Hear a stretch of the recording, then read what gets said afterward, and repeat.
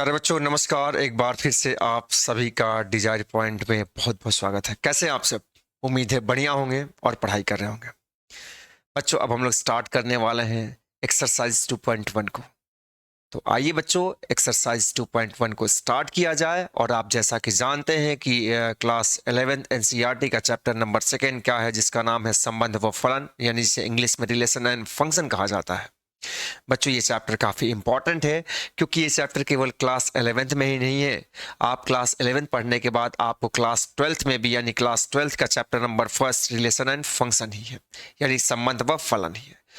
तो बच्चों इस चैप्टर को बहुत बढ़िया से पढ़िएगा, बहुत ध्यान से पढ़िएगा, पूरा कॉन्सेप्ट को क्लियर करके पढ़िएगा। आपको लेक्चर नंबर 1 में इसका जो फर्स्ट पार्ट है, यानी कि संबंध व फलन, जो पूरा चैप्टर है उसका फर्स्ट पार्ट, यानी संबंध के सारे इंट्रोडक्शन आपको बताए जा चुके हैं लेक्चर नंबर 1 में। अब बच्चों हम लोग अब डिस्कस करने वाला है एक्सरसाइज 2.1। तो आइए स्टार्ट किया जाए एक्सरसाइज 2.1 को। ये रहा बच्चों एक्सरसाइज 2.1 का क्वेश्चन नंबर 1। जरा ध्यान से देखिएगा। सबसे पहला काम बच्चों, क्वेश्चन को ध्यान से पढ़िएगा, बिल्कुल बढ़िया से बढ़िया ध्यान से पढ़िएगा, उसको समझिएगा, तब जा करके आपको सॉल्व करना है। हर क्वेश्चन के कॉन्सेप्ट को समझना है, तब उसको सॉल्व करना है। कोई जल्दबाजी नहीं दिखाना है बच्चों, क्योंकि क्लास 11 में जितना आप स्ट्रांग होगे, जितना आप कॉन्सेप्ट को क्लियर करोगे, उतना फायदेमंद आप क्लास 12th में रहोगे। क्योंकि पूरी क्लास 12th की जो मैथ्स है ना, जो गणित है ना, वो पूरी तरह क्लास 11th के इर्द गिर्द घूमते रहती है। इसलिए आप क्लास 11th के मैथ्स को बढ़िया से पढ़ना बच्चों। अब आइए देखते हैं क्वेश्चन नंबर 1 क्या कह रहा है। क्वेश्चन नंबर 1 की जहां तक बात है बच्चों, तो ये क्या कह रहा है कि यदि आपके पास ये दो क्रमित युग्म दिए गए हैं। पहला क्रमित युग्म दिया गया है जिसका पहला अवयव x/3 + 1, जबकि दूसरा अवयव y-2/3 दिया है, इज इक्वल्स टू 5/3, 1/3। तो x तथा y का मान ज्ञात करिए। अब बच्चों आप देख पा रहे हो यहाँ पे कि हमें यहाँ पे दो क्रमित युग्म दिए गए हैं और दोनों क्रमित युग्मों के बीच में बराबर का चिन्ह लगा है। इसका मतलब ये हुआ कि ये दोनों क्रमित युग्म आपस में समान है। और बच्चों आप दो क्रमित युग्मों की समानता से आपने ये पढ़ा होगा, या जो बच्चे अगर चैनल पे नए हैं वो नहीं जानते हैं, वो जा करके चैप्टर 2 के एक्सरसाइज नंबर यानी लेक्चर नंबर 1 को जाकर के वो देखें। उसका वीडियो आपको प्लेलिस्ट में मिल जाएगा। आप या तो प्लेलिस्ट ले लीजिए या अपने मोबाइल फोन में मेधा एकेडमी ऐप डाउनलोड कर लीजिए, वहां से आपको सारे वीडियोस एक एक करके आपको मिल जाएंगे। तो उसको आप जरूर देखिए। अब देखिए बच्चों, इस क्वेश्चन को करेंगे कैसे करेंगे। इस क्वेश्चन को करने के लिए बच्चों हमें क्रमित युग्मों की समानता का कॉन्सेप्ट यूज करना होगा। हमें ये दो क्रमित युग्म दिए गए हैं जिसका पहला अवयव, पहले क्रमित युग्म का पहला अवयव x/3 + 1, कॉमा दूसरा अवयव y-2/3 दिया है। ये किसके बराबर है बच्चों? ये दूसरे क्रमित युग्म के बराबर है जिसका पहला अवयव 5/3 है और दूसरा अवयव 1/3 है। अब बच्चों जब ये दोनों क्रमित युग्म आपस में समान है, आपको ये बताया जा चुका है, आपको ये कॉन्सेप्ट बताया गया है कि यदि अगर हमारे पास दो क्रमित युग्म a1, b1 is equals to a2, b2 है, तब क्या होता है बच्चों? तब यहां से क्या होता है, हमें यहां से क्या रिजल्ट मिलता है? ये इंप्लाइज करता है, यानी हमें रिजल्ट देता है कि a1 बराबर a2 तथा b1 बराबर b2, यानी कि अगर दो क्रमित युग्म समान हैं, इसका मतलब कि उसके संगत अवयव क्या होंगे? बराबर होंगे। तो बच्चों यहां से हमें क्या मिला? यहां से हमें मिल गया कि x/3 + 1 बराबर 5/3 यानी 5/3 तथा और क्या मिला भैया मुझे? y-2/3 यानी 2/3 बराबर 1/3। अब करना ही क्या है? अब बस बच्चों इसे हमें हल कर लेना है। हल करने के लिए क्या करना है? ये 5/3 माइनस का 1 आ गया, जबकि इधर क्या आ गया बच्चों? इधर आ गया बच्चों y बराबर 1/3 प्लस का 2/3। अब इसे हल कर लेते हैं। यहां एलसीएम लिया जाएगा। ये x/3 यहां बच्चों एलसीएम 3 आ गया, ये 5 - 3 आ गया। क्लियर? बात समझ आ रही है? यहां क्या हुआ बच्चों? यहां आपको हो गया मींस यहां आपको मिला, ये मिल गया 3 और ये 1 + 2। ठीक है, बात समझ आ रही है? उम्मीद है आपको जरूर समझ आ रही होगी। अब देखो बच्चों ये क्या हो गया, यहां से इसको अगर आप लेके आएंगे तो ये क्या हुआ? x बाई 3 बराबर ये 2 बाई 3 आ गया, तथा यहां से क्या आया बच्चों, y बराबर 3 बाई 3 आ गया। अब ये क्या हुआ, 3 से 3 कट गया, यानी कि बच्चों ये x बराबर 2 आया, जबकि यहां क्या आ गया बच्चों, ये y बराबर 1 आ गया। इस तरह बच्चों आंसर आपके सामने है। मुझे उम्मीद है कि आपको क्वेश्चन नंबर पहला समझ आया होगा। बिल्कुल बच्चों आराम से रिलैक्स मोड में पढ़िए, अच्छे से समझते हुए पढ़िए, कोई भी दिक्कत हो रही है आप कमेंट करिए। आगे चलता हूं, क्वेश्चन नंबर सेकंड, एक्सरसाइज 2.1 का क्वेश्चन नंबर सेकंड ये रहा बच्चों आपके सामने आपके स्क्रीन पर। ये क्या कह रहा है, जरा क्वेश्चन को पढ़िए। क्वेश्चन कह रहा है, क्वेश्चन मुझे इधर मैथ्स भी कराना है ताकि कोई टाइपिंग मिस्टेक ना हुआ हो, क्योंकि टाइपिंग मिस्टेक हो जाएगा तो हम लोग क्वेश्चन को सॉल्व नहीं कर पाएंगे, हम लोग परेशान हो जाएंगे, लेकिन हमें आंसर नहीं मिल पाएगा बच्चों।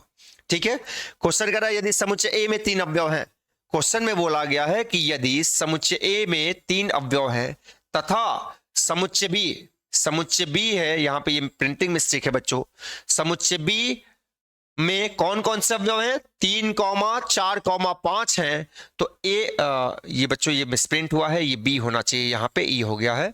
तो ए क्रॉस बी में अवयवों की संख्या ज्ञात कीजिए। ध्यान देना बच्चों, ध्यान दीजिएगा, आपको क्वेश्चन में इंफॉर्मेशन क्या दिया गया है, इंफॉर्मेशन ये दिया गया है, कह रहा है कि यदि समुच्चय ए में 3 अवयव हैं, समुच्चय ए में 3 अवयव हैं, यानी इस बात को आप कह सकते हो कि Na बराबर 3।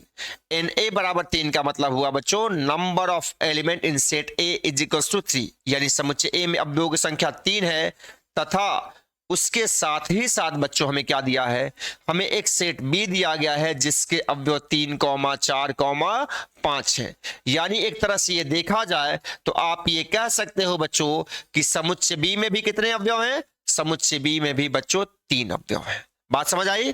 तो हमसे पूछा क्या जा रहा है, हमसे बच्चों ये पूछा जा रहा है कि ए क्रॉस बी में अवयवों की संख्या बता दो, यानी कि क्वेश्चन मार्क।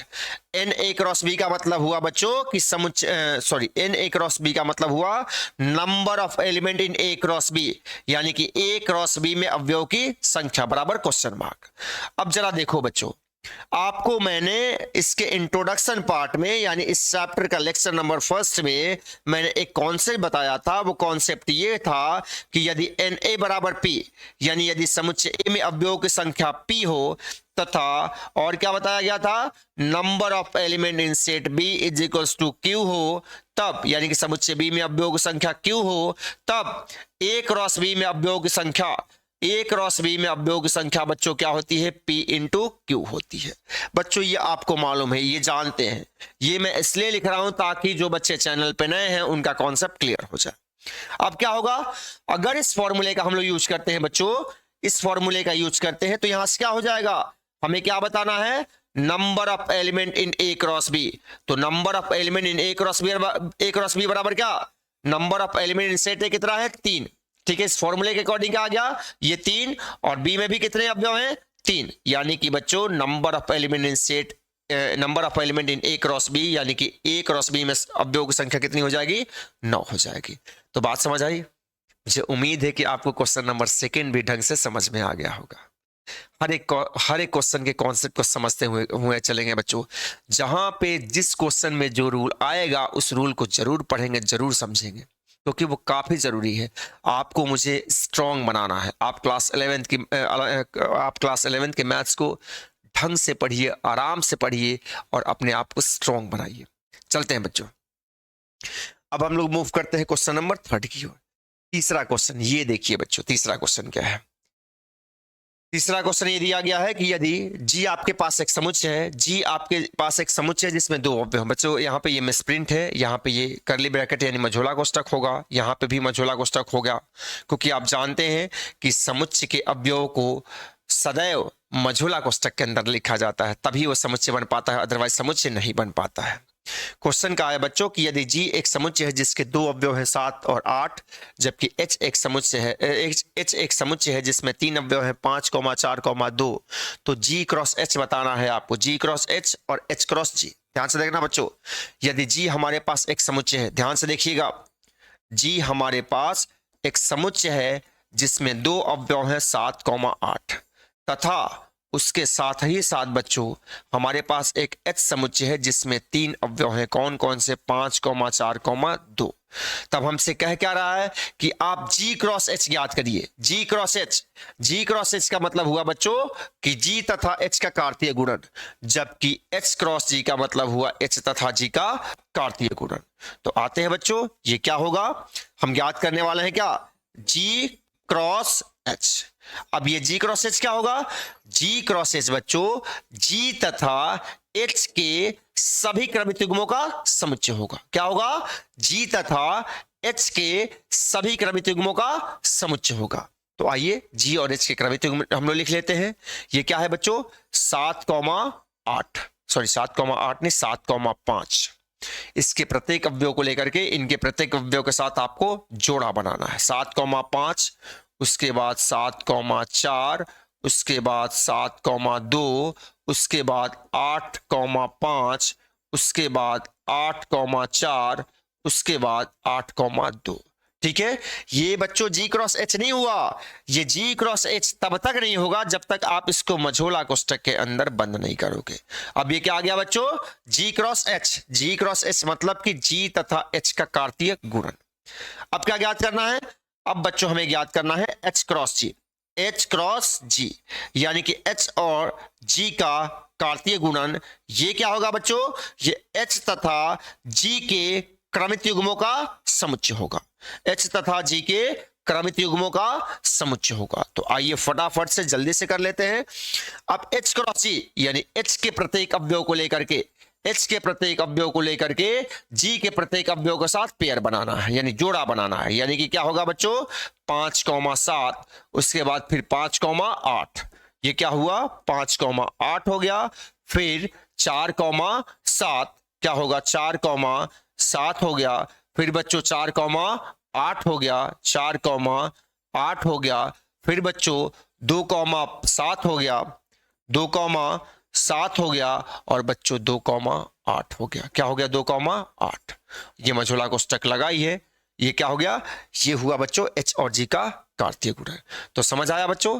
क्लियर हुआ कि ये कार्तीय गुणन क्या है, कार्तीय गुणन बनते कैसे हैं, ये आपको पता चल गया होगा। अगर कोई दिक्कत हो रही होगी तो आप चैप्टर नंबर 2 का जो लेक्चर नंबर 1 है वो आपको प्लेलिस्ट में मिल जाएगा, या अपने मोबाइल फोन में मेधा एकेडमी ऐप डाउनलोड कर लेंगे तो वहाँ भी मिल जाएगा। तो आप लेक्चर नंबर 1 को जरूर देखिए। उसमें बच्चों मैं एक एक चीज़ों को बिल्कुल सरल तरीके से, बिल्कुल आसान तरीके से एक एक चीज़ों को एक्सप्लेन किया हूँ, और एक्सप्लेन करने के साथ ही साथ आपको वहाँ पर एग्जाम्पल भी करवाया हूँ। तो आप लेक्चर नंबर 1 भूलना मत भूलिएगा बच्चों। सबसे पहले आप लेक्चर नंबर 1 को देखिए, उसके बाद आप लेक्चर नंबर 2 को देखिएगा। ठीक है, तो चला जाए बच्चों। अब हम लोग मूव करते हैं क्वेश्चन नंबर नेक्स्ट की ओर। Question number 4। क्वेश्चन नंबर 3 कहाँ गया? अच्छा, ये 3 ही था। हाँ, क्वेश्चन नंबर 4 की ओर चलते हैं बच्चों।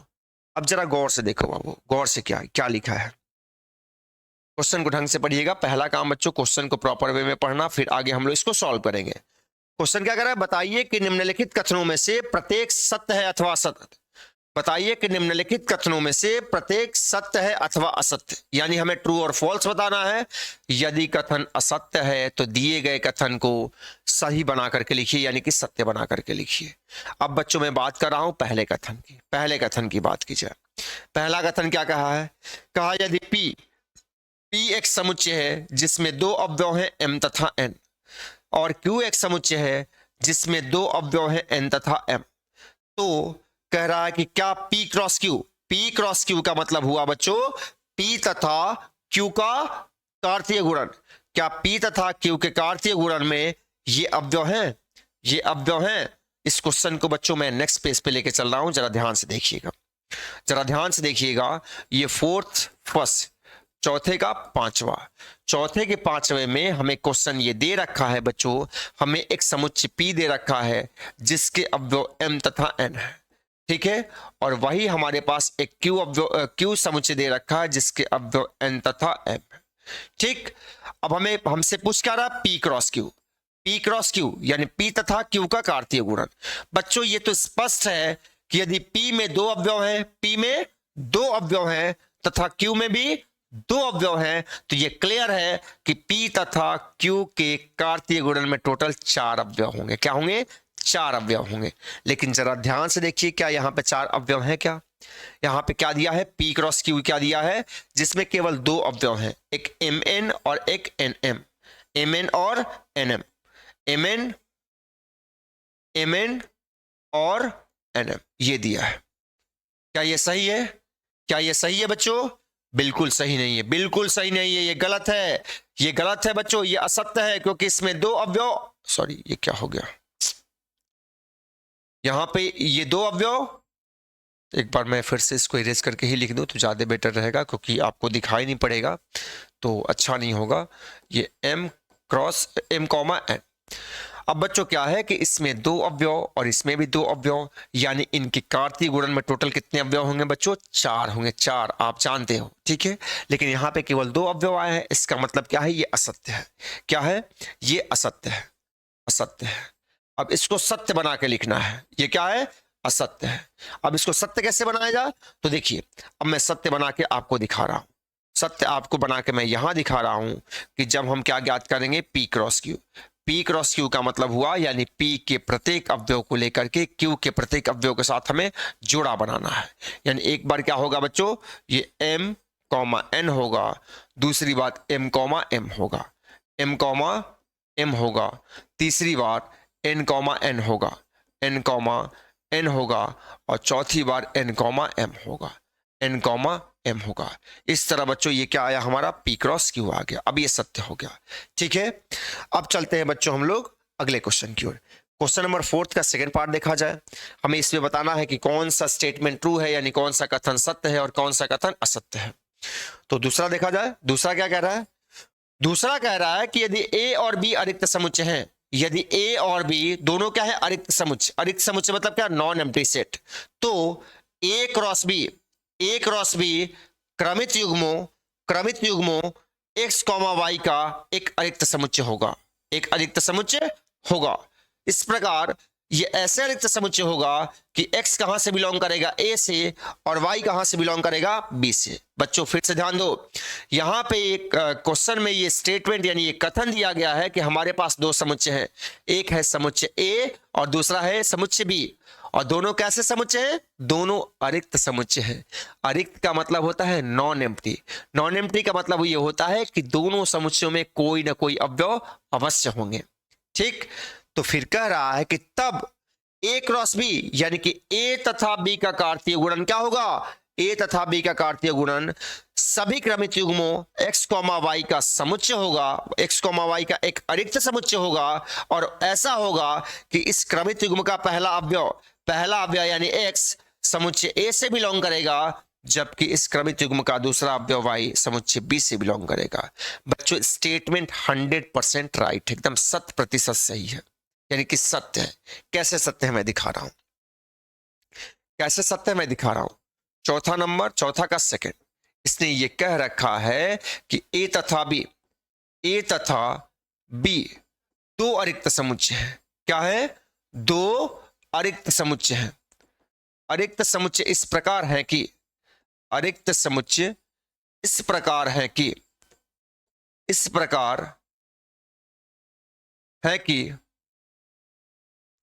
A क्रॉस B, यानी A तथा B का कार्तीय गुणन एक अरिक्त समुच्चय है। A cross B क्रमित युग्मों, A cross B क्रमित युग्मों x, y का एक अरिक्त समुच्चय है, अरिक्त समुच्चय है, जहां x समुच्चय A का अवयव होगा और y समुच्चय B का अवयव होगा।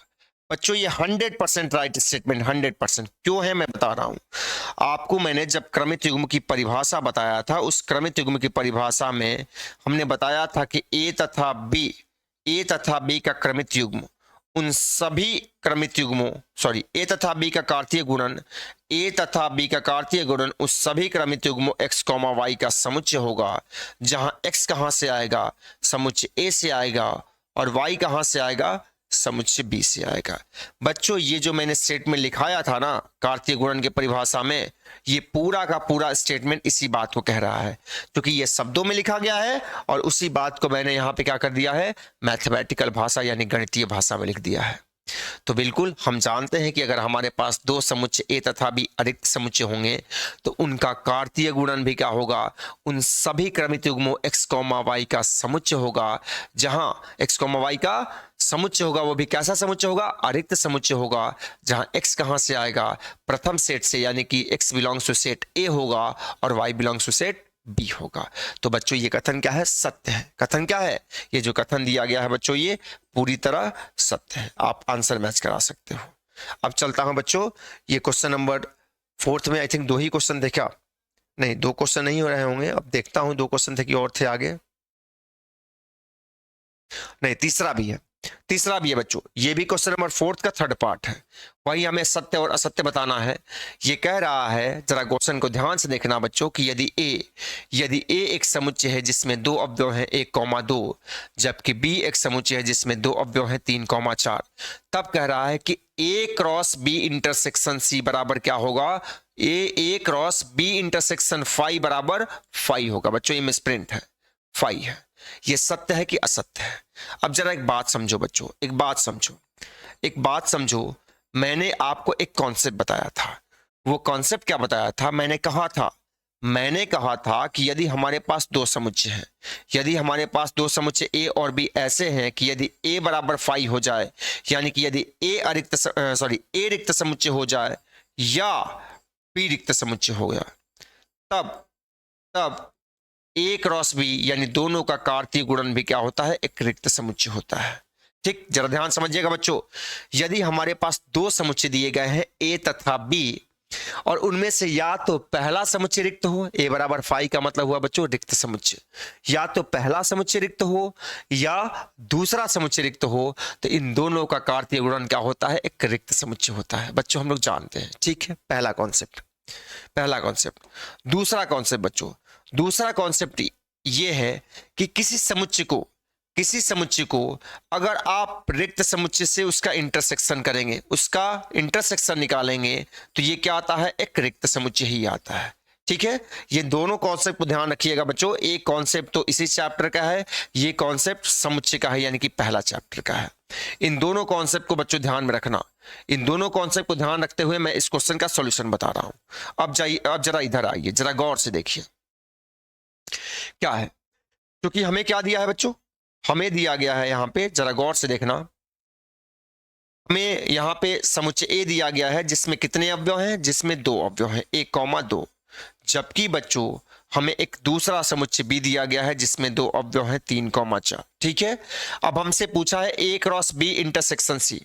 अब जरा सबसे पहले बच्चों इसकी बात करिए, मैं सबसे पहले इसकी बात कर रहा हूं, क्योंकि अभी मैंने आपको बताया कि किसी भी समुच्चय को अगर आप रिक्त समुच्चय के साथ उसका इंटरसेक्शन करेंगे तो रिक्त समुच्चय ही आएगा।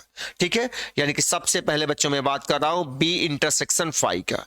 बी इंटरसेक्शन फाई जब आप निकालेंगे तो ये फाई ही आएगा। क्या आएगा, फाई आ गया। क्लियर, चलिए आगे बढ़ता हूं, आगे बढ़ा जाए। अब जरा देखिए आगे क्या होगा। अब देखो बच्चों, अब हमें क्या फाइंड करना है, हमें फाइंड करना है ए क्रॉस बी इंटरसेक्शन फाई। ठीक है, तो बच्चों ए तो ए ही हो गया, ए क्या किसके साथ क्रॉस करना है, बी इंटरसेक्शन फाई के साथ, और बी इंटरसेक्शन फाई की वैल्यू क्या है बच्चों, फाई है। क्या है, फाई है।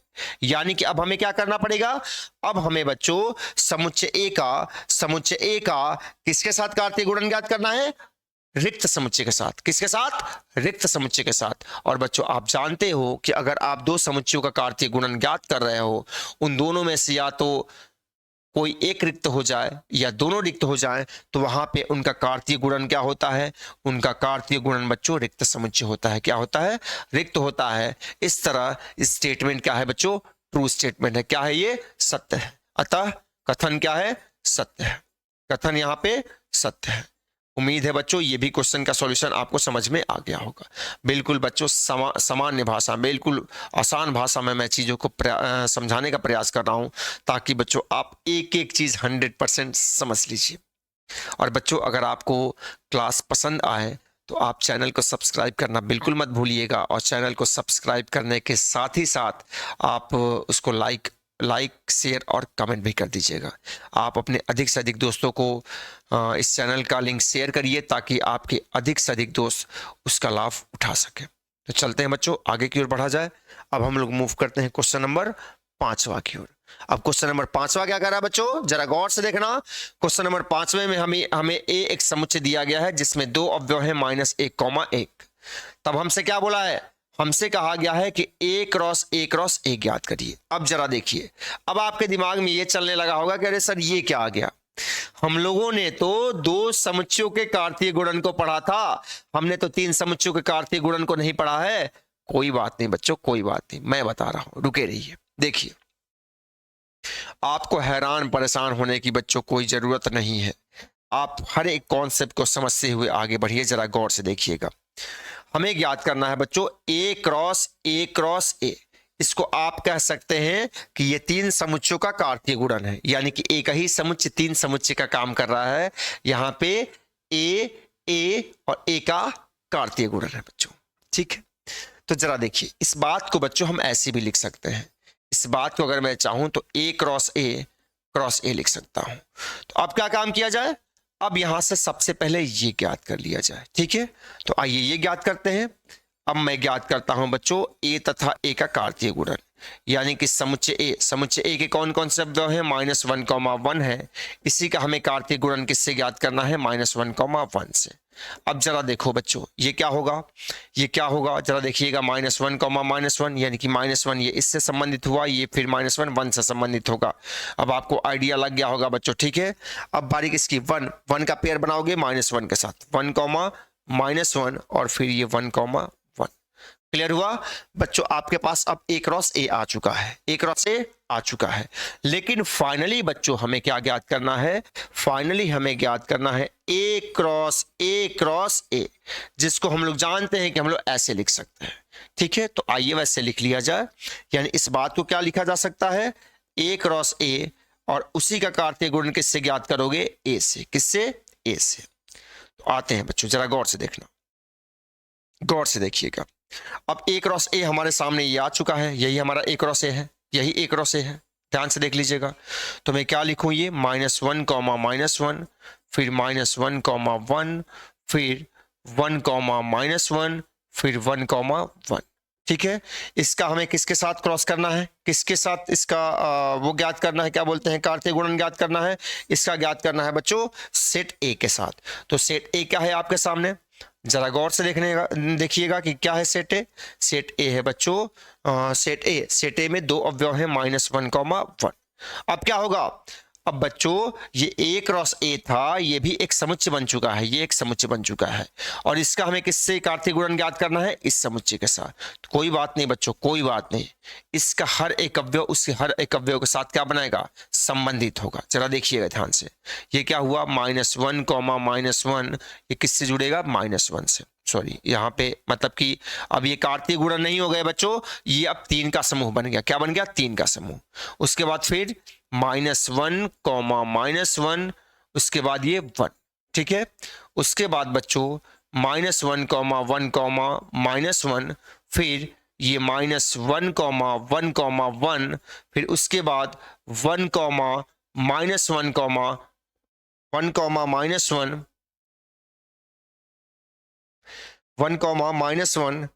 1, एक सेकेंड बच्चों, इसका मैंने किससे ज्ञात कर लिया, इसके साथ, इसका फिर इसके साथ कर लिया, फिर दूसरे वाले का इसके साथ, फिर तीसरे वाले को 1, -1 हो गया बच्चों, फिर 1, -1, 1 हो गया। अब जरा देखिए, फिर इसका पेयर ज्ञात किया जाएगा, फिर 1, -1, फिर 1, 1, 1। बात समझ आई बच्चों, बात समझ आई, नहीं समझ में आई होगी तो फिर से मैं आपको एक्सप्लेन कर रहा हूं, जरा ध्यान से देखिएगा। यानी कि इसके प्रत्येक अवयव को, यानी इसको लेकर के एक बार हमें इसके साथ जोड़ा बनाना पड़ेगा, फिर इसको लेकर के एक बार इसके साथ, फिर बच्चों इसके साथ भी वही होगा, यानी इसको लेकर के इन दोनों के साथ अलग अलग हमें मतलब एक तरह से ट्रिपलेट बनाने पड़ेंगे। ये जोड़े तो नहीं है, ट्रिपलेट है, यानी कि 3 के समूह हैं। उसी तरह इसको लेकर के एक बार इसके साथ, इसको लेकर के एक बार इसके साथ, फिर इसको लेकर के एक बार इसके साथ, और इसको लेकर के एक बार इसके साथ। इस तरह बच्चों हमने क्या ज्ञात किया, हमने A क्रॉस A ज्ञात कर लिया। बात समझ आई? यानी कि हमें यहाँ पे 3 समुच्चयों का कार्तीय गुणन ज्ञात करना है। बच्चों 2 समुच्चयों का कार्तीय गुणन क्रमित युग्मों का समुच्चय होता है, जबकि 3 समुच्चयों का कार्तीय गुणन में ट्रिपलेट आएंगे, 3 का कॉम्बिनेशन आएगा, 3 अवयवों का कॉम्बिनेशन आएगा बच्चों। ठीक है, तो मुझे उम्मीद है कि आपको इसका कॉन्सेप्ट समझ में आ गया होगा। अब चलता हूं बच्चों मैं क्वेश्चन नंबर नेक्स्ट की ओर। क्वेश्चन नंबर अगला यानी क्वेश्चन नंबर 6। जरा गौर से देखिए क्या कह रहा है। क्वेश्चन नंबर 6 की जहां तक बात है बच्चों, तो ये क्या दिया है, जरा गौर से देखिएगा। यहां पे कहा कि यदि A क्रॉस B, बच्चों यहां पे क्या दिया है, यदि A क्रॉस B इन अवयव, देखिए यहां पे मिसप्रिंट हुआ है, यहां पे करली ब्रैकेट यानी मझोला कोष्ठक होना चाहिए बच्चों। A क्रॉस B में इतने अवयव आए हुए हैं, तो हमें A तथा B ज्ञात करना है, हमें A तथा B ज्ञात करना है। अब बच्चों एक कॉन्सेप्ट समझो, एक कॉन्सेप्ट जानते हो बच्चों कि A क्रॉस B क्या होता है।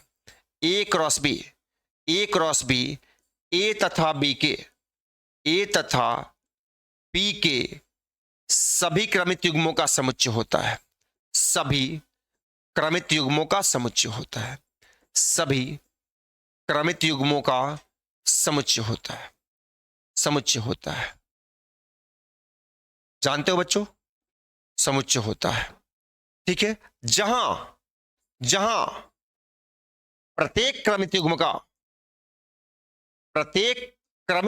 पहला अवयव, प्रत्येक क्रमित युग्म का पहला अवयव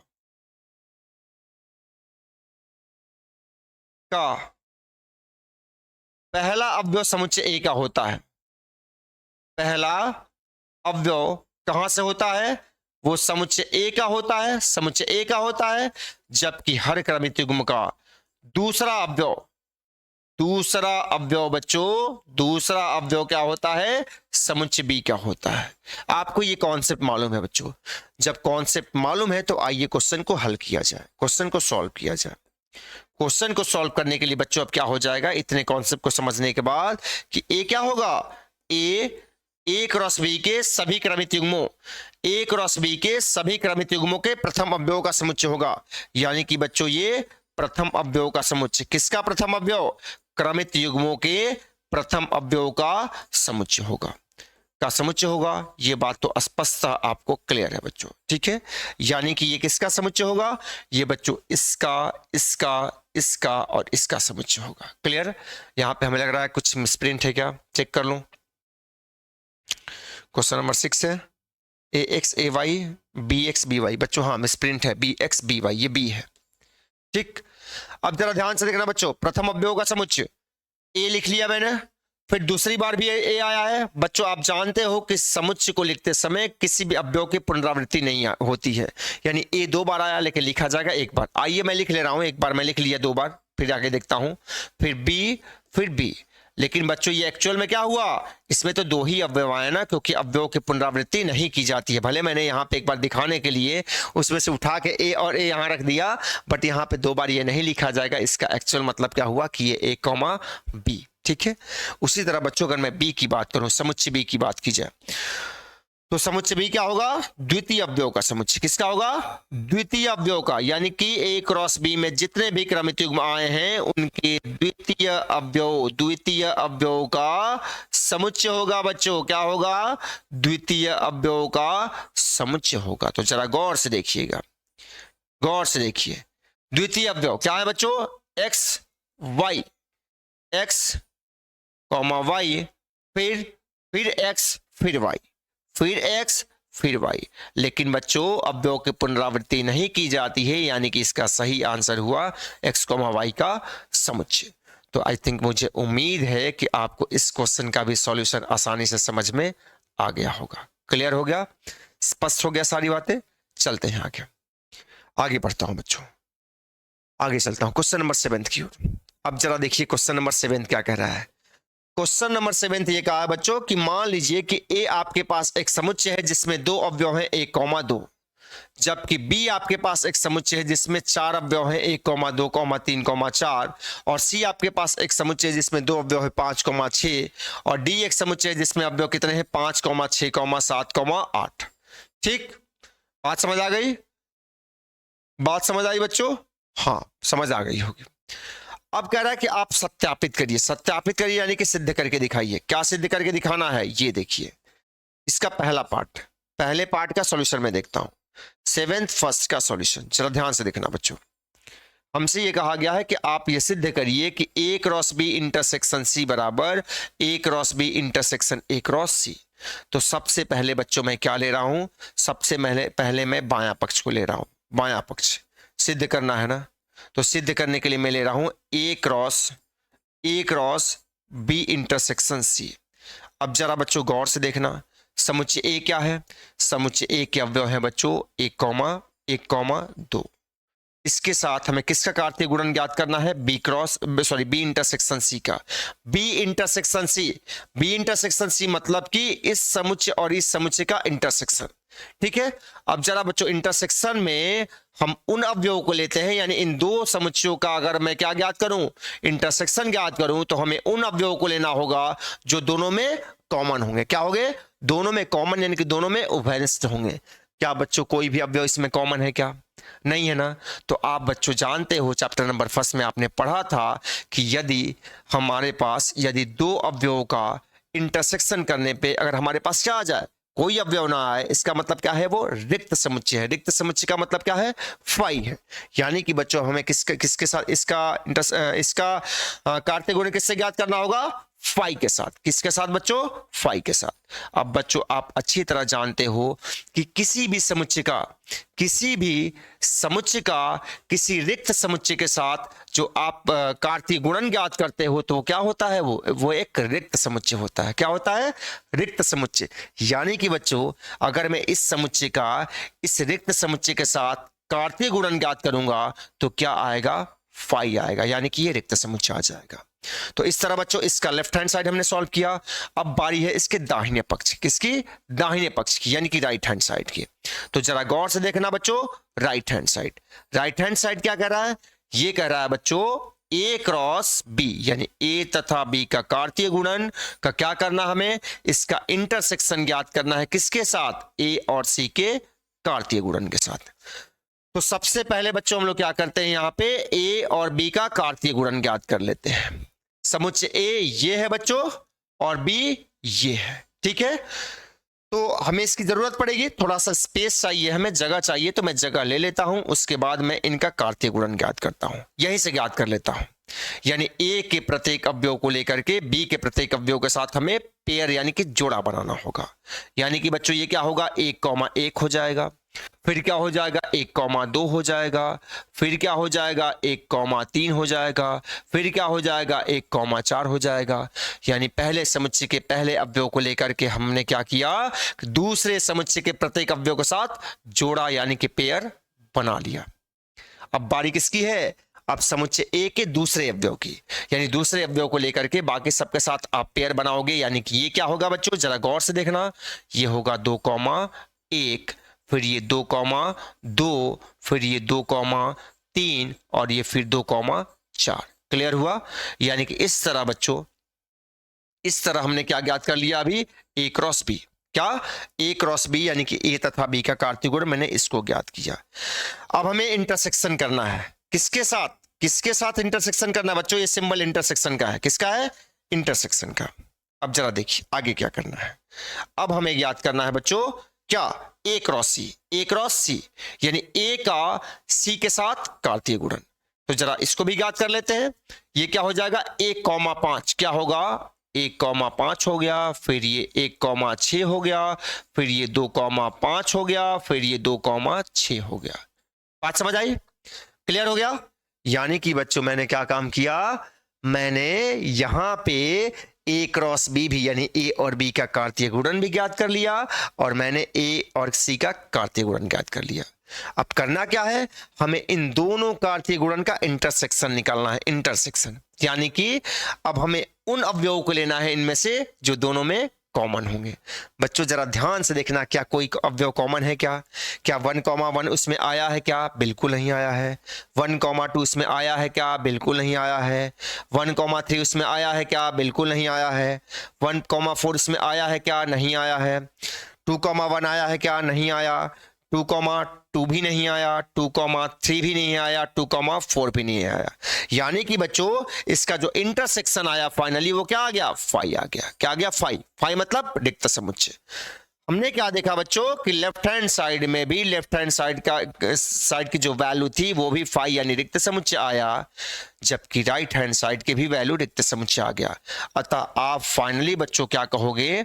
आप ये कह सकते हो, अब आप ये चीज कहने के लिए कैपेबल हो कि चूंकि left hand side is not equals to left hand side is equals to right hand side, left hand side is equals to right hand side, यानी कि बायां पक्ष बराबर दाहिना पक्ष। अतः ये क्या हुआ? सिद्ध हुआ। जब सिद्ध हुआ तो आप क्या लिखेंगे? अगर आप हिंदी में लिखना चाहते हैं बच्चों तो आप लिख दो इति सिद्धम, इति सिद्धम लिख दीजिए, ठीक है। यानी कि बच्चों ये क्या हो गया? सत्यापित हो गया, ठीक। अब बारी किसकी है?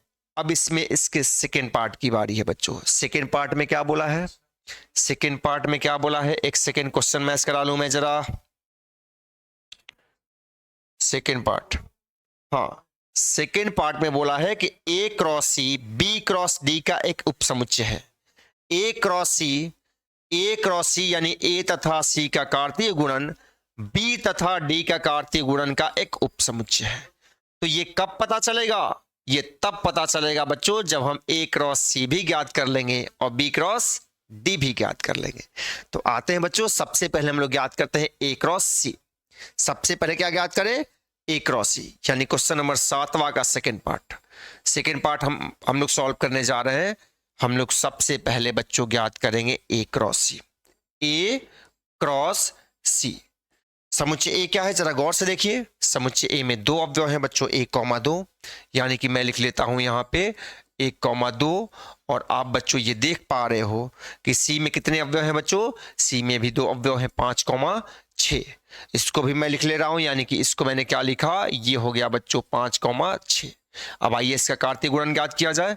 इसका कार्तीय गुणन बच्चों अगर हम ज्ञात करेंगे तो क्या आएगा? इसमें कौन कौन से अवयव आएंगे? 1,5 आ जाएगा, 1,6 आ जाएगा, फिर 2,5 आ जाएगा, फिर 2,6 आ जाएगा।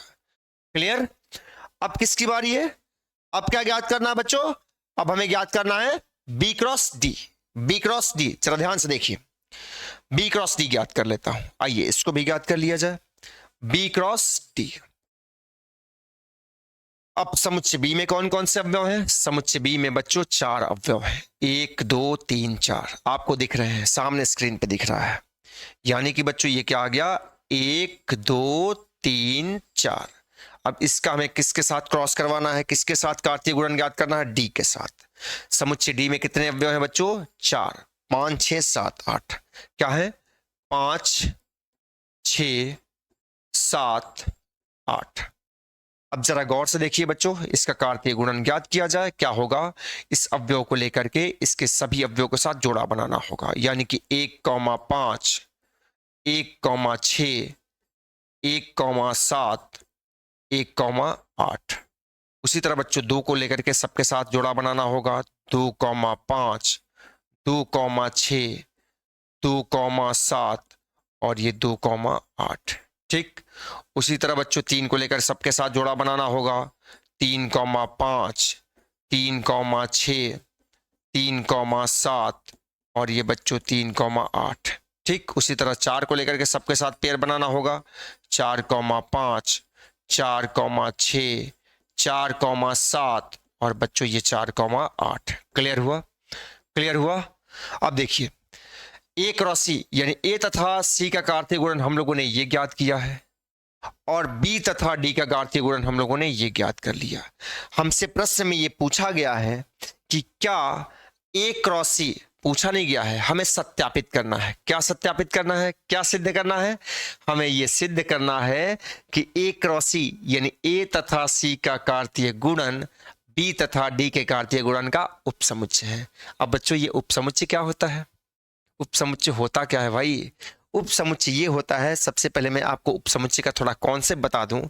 अगर जो बच्चे चैनल पर नए हैं, जिनको आइडिया नहीं है, जो उपसमुच्चय के बारे में नहीं जानते हैं, जो चैप्टर नंबर 1 नहीं पढ़े हैं, उनको मैं जरा बता दूं कि समुच्चय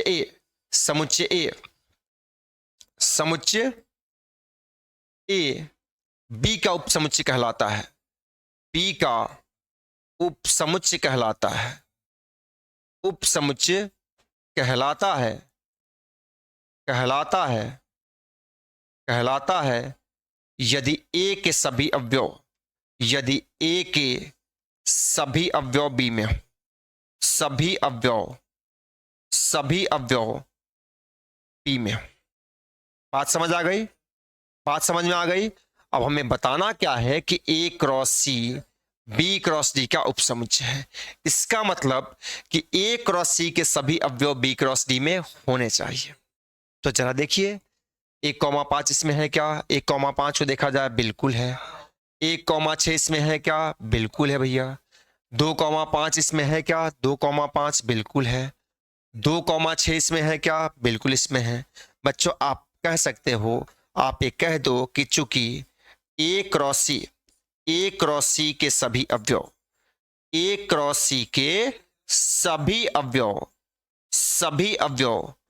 बी क्रॉस डी में है। अतः आप स्पष्टतः ये कह सकते हो कि A cross C B cross D का उपसमुच्चय है।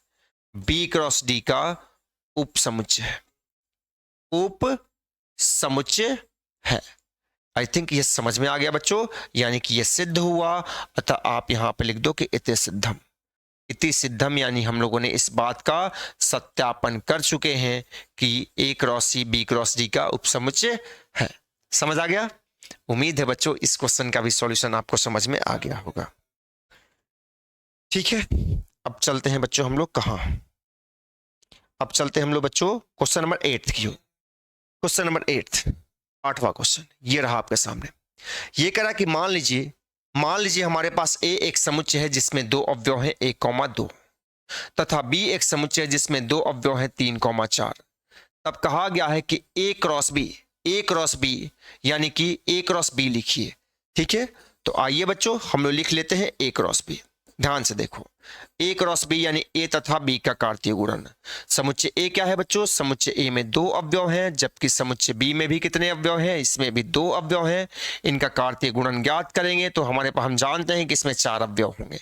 कैसे 4 होंगे जरा ध्यान से देखिए। अब आपको कार्तीय गुणन के बारे में बच्चों आइडिया लग गया होगा, इसमें हमें ज्यादा बताने की जरूरत आपको नहीं होगी। आई थिंक ये 2,3 और ये 2,4 आ गए। ठीक, यानी कि ए क्रॉस बी हम लोग ज्ञात कर लिए।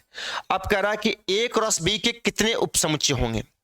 ए क्रॉस बी के कितने उपसमुच्चय होंगे? ध्यान देना बच्चों, ये क्वेश्चन काफी इंपॉर्टेंट है और ये इस क्वेश्चन का कॉन्सेप्ट चैप्टर नंबर 1 से आया हुआ है। ध्यान दीजिएगा, कह रहा है कि ए क्रॉस बी के कितने उपसमुच्चय होंगे। अब आप एक कॉन्सेप्ट जान लो।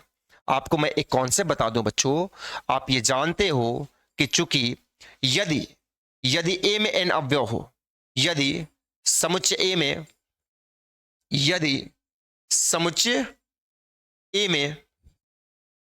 n अवयव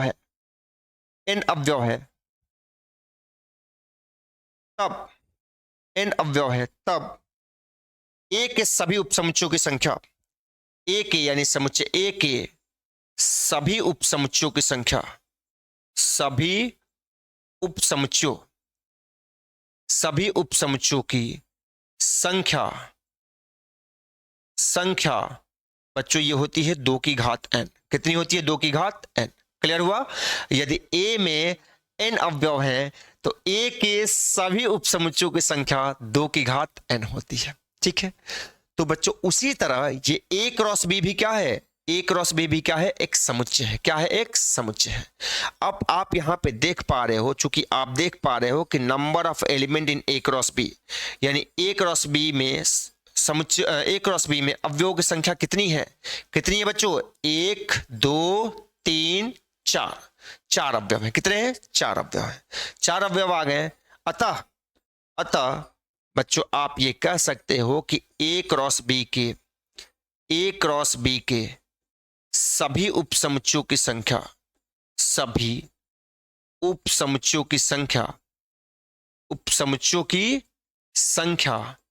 क्या होगी? उपसमुच्चयों की संख्या होगी बच्चों इस रूल के अकॉर्डिंग ये हो जाएगी 2 की घात 4 यानी कि 16। तो बच्चों आई थिंक आपको इसका सॉल्यूशन समझ में आ गया होगा। ठीक है, हम लोगों ने एक्सरसाइज 2.1 का क्वेश्चन नंबर 8 भी डिस्कस कर लिया। अब बारी है बच्चों क्वेश्चन नंबर 9 की। तो जरा आगे देखिए बच्चों, क्वेश्चन नंबर 9 क्या कर रहा है। क्वेश्चन नंबर 9 बच्चों काफी इंपॉर्टेंट क्वेश्चन है, ध्यान से देखिएगा। कह रहा है कि मान लीजिए कि ए और बी दो समुच्चय हैं। मान लीजिए कि ए और बी दो समुच्चय हैं जहां Na बराबर 3। Na बराबर 3 कहने का मतलब बच्चों ये हुआ कि जहां समुच्चय ए में अवयवों की संख्या 3 है, जबकि Nb बराबर 2 यानी कि समुच्चय बी में अवयवों की संख्या 2 है। फिर कह रहा है कि यदि x,1 y,2 2,1 ये क्या है? ए क्रॉस, ये बच्चों ए क्रॉस आर नहीं है, ए क्रॉस बी है। यहां पर दिया है कि x,1 y,2 2,1 ए क्रॉस बी में है। ए क्रॉस बी में है कहने का मतलब यह हुआ कि ये ए क्रॉस बी में यानी कि ए तथा बी के कार्तीय गुणन के ये 3 अवयव हैं। ये 3 अवयव हैं। ध्यान देना बच्चों, फिर मैं क्या कर रहा हूं, ये बात जो कहने का मतलब हुआ जरा यहां ध्यान से देखिएगा। ध्यान से, यहां मैं आपको एक्सप्लेन करके बता रहा हूं। यहां से देखना बच्चों, काफी इंपॉर्टेंट क्वेश्चन है और ये क्वेश्चन केवल एनसीईआरटी में ही नहीं है, आप कोई भी बुक पढ़ोगे तो वहां पे आपको ये क्वेश्चन मिल जाएंगे। यहां पे हमें दे रखा है Na बराबर 3। Na बराबर 3 यानी समुच्चय ए में अवयवों की संख्या 3 है, तथा Nb बराबर 2 यानी समुच्चय बी में अवयवों की संख्या 2 है। अब कह रहा है कि ए क्रॉस बी के कुछ अवयव, ए क्रॉस बी के कुछ अवयव कौन कौन से भैया? कुछ सभी ने दिया है, कुछ अवयव कौन कौन सा? एक दिया है x,1, दूसरा दिया है y,2 और तीसरा दिया है 2,1। क्लियर? इसके कुछ अवयव ये दिए गए हैं। तब आगे क्या कह रहा है कि तो ए और बी ज्ञात करिए। ए और आर नहीं है बच्चों, ए और बी ज्ञात कीजिए जहां x, y और z भिन्न भिन्न अवयव है। यानी कि फाइनली क्वेश्चन में हमें कहा है कि आप समुच्चय ए और बी को ज्ञात करिए, समुच्चय ए और बी को ज्ञात करिए। ठीक है, अब बच्चों एक कॉन्सेप्ट को समझो, एक जरा कॉन्सेप्ट समझिए आप। कॉन्सेप्ट आपको यह समझना है कि बच्चों आप चूंकि जानते हो कि ए क्रॉस बी उन सभी अवयवों, उन सभी क्रमित युग्मों x, y का समुच्चय होता है, जहां हर क्रमित युग्म का पहला अवयव यानी x ए का अवयव होता है, जबकि हर क्रमित युग्म का दूसरा अवयव बी का अवयव होता है। क्लियर है? आप इस बात को जानते हो बच्चों? बिल्कुल जानते हो। यानी कि अब आप इस बेस पे ये कह सकते हो बच्चों, आप ये कहने के कैपेबल हो, क्या कैपेबल हो कि चूंकि ए क्या होगा, ए क्रॉस बी के क्रमित युग्मों, ए क्रॉस बी के क्रमित युग्मों के प्रथम अवयव का समुच्चय होगा। प्रथम अवयव का समुच्चय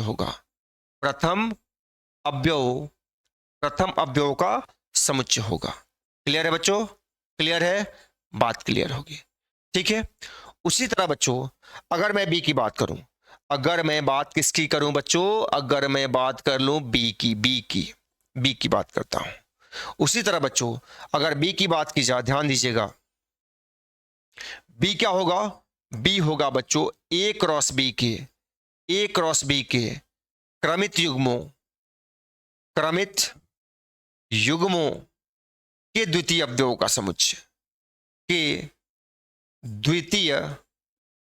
समुच्चय, होगा। अवयव का समुच्चय होगा। क्लियर बच्चों? क्लियर है? तो जरा ए पे आते हैं। ए क्या है? ए क्रॉस बी के क्रमित युग्मों के प्रथम अवयव का समुच्चय। ठीक है, तो ए क्रॉस बी के कुछ अवयव तो हमें दिए गए हैं ना, यही तो कुछ अवयव दिए गए हैं, इनके प्रथम अवयव को आप ले लीजिए। जब आप बच्चों, ये 2 नहीं है, ये जेड है, ये 2 नहीं है, ये जेड है। आई थिंक ये मिसप्रिंट हुआ है, मुझे चेक कर लेने दीजिए। ये मिसप्रिंट हुआ है बच्चों, x,1 y,2 z,1, x,1 y,2 और ये है बच्चों z,1 है, z,1 है, ये 2 नहीं है बच्चों, ये z है। ठीक है, z है, तो इसको भी आप z कर लीजिए, z,1। अब a क्या होगा? दिए गए क्रमित युग्मों में से प्रथम अवयव का समुच्चय।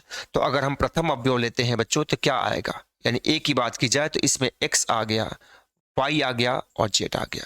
और आपसे यह स्पष्ट क्वेश्चन में कहा गया है कि a में कितने अवयव हैं? 3 अवयव हैं। बच्चों हम लोगों ने 3 यहाँ पे निकाल लिया है, जरा गौर से देख लीजिए। अब बारी है b की, तो b भी निकाल लेते हैं। b के बारे में मैंने स्पष्टता आपको बता दिया है कि a क्रॉस b के क्रमित युग्मों के द्वितीय अवयव का समुच्चय। तो जो भी हमें a क्रॉस b के अवयव दिए गए हैं, इसके द्वितीय अवयव के समुच्चय को निकाला जाए तो क्या 1 2 1। बच्चों एक ही अवयव को मैं 2 बार नहीं लिखूंगा, केवल हमें एक को एक ही बार लिखना होगा, 2 बार नहीं, और 1,2। और बच्चों क्वेश्चन में ये दे रखा था कि बी में कितने अवयव हैं? 2 अवयव हैं। अतः बच्चों, फाइनली हम लोगों ने क्या कर लिया? हम लोगों ने बच्चों यहाँ पे समुच्चय ए को भी ज्ञात कर लिया जिसके अवयव x, y, z हो गए, और हम लोगों ने बी को भी ज्ञात कर लिया जिसके अवयव 1,2 हो गए। इस तरह बच्चों ये आंसर आ गया।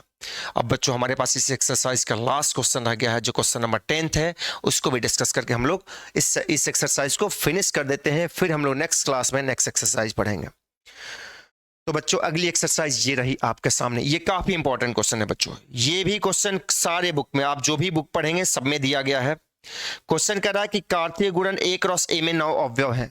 कार्तीय गुणन a क्रॉस a में कुल 9 अवयव है। ठीक है, यहाँ पे a क्रॉस a कहने का मतलब ये बच्चों हुआ, आपने जनरली अभी तक आपने क्या पढ़ा है? a cross b।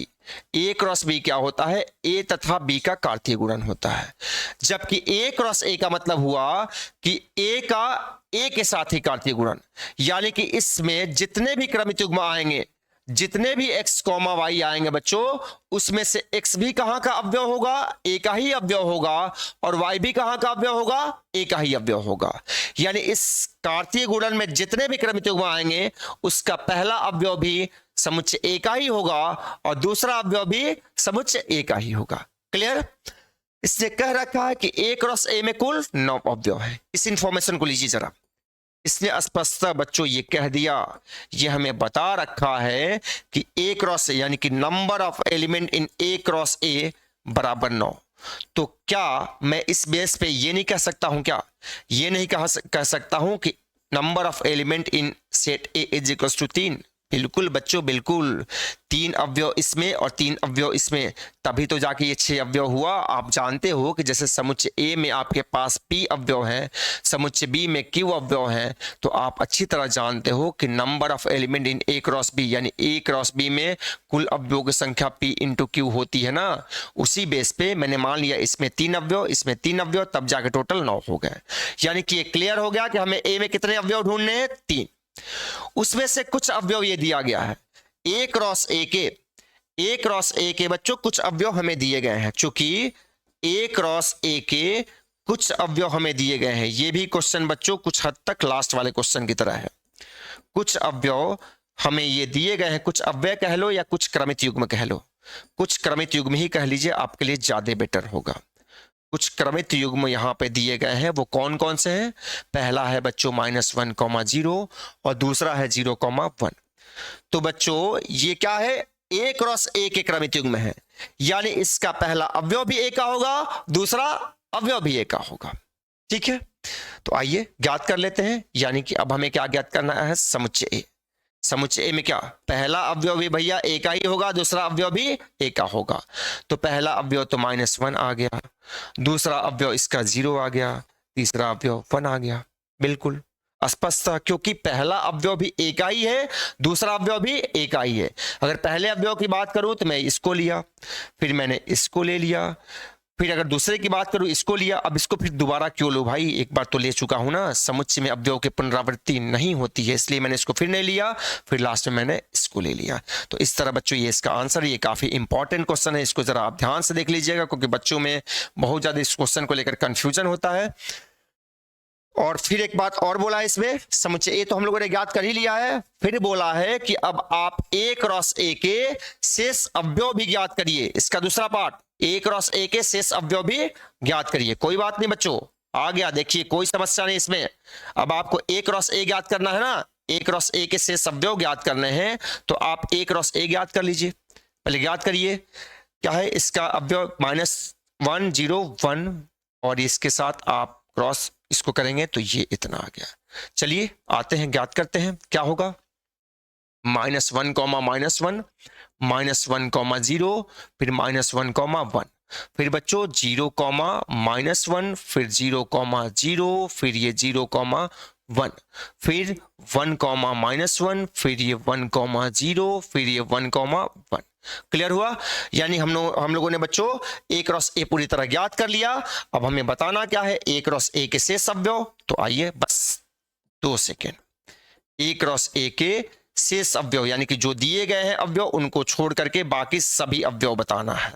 कौन कौन से दिए गए हैं, एक ये दिया गया है -1, 0, -1, 0 जरा ध्यान से देखिए, यानी कि ये दे दिया गया। दूसरा दिया गया है 0, 1, यानी कि ये दे दिया गया।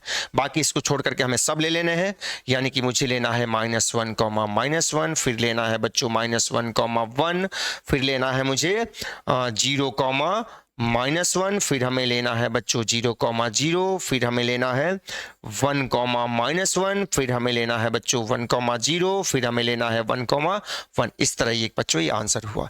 ठीक है बच्चों, तो इसी के साथ हम लोगों ने एक्सरसाइज 2.1 को फिनिश कर लिया है। फिर हम लोग नेक्स्ट लेक्चर में एक्सरसाइज 2.2 के साथ फिर से मिलते हैं। तब तक के लिए आप सभी को बहुत बहुत धन्यवाद।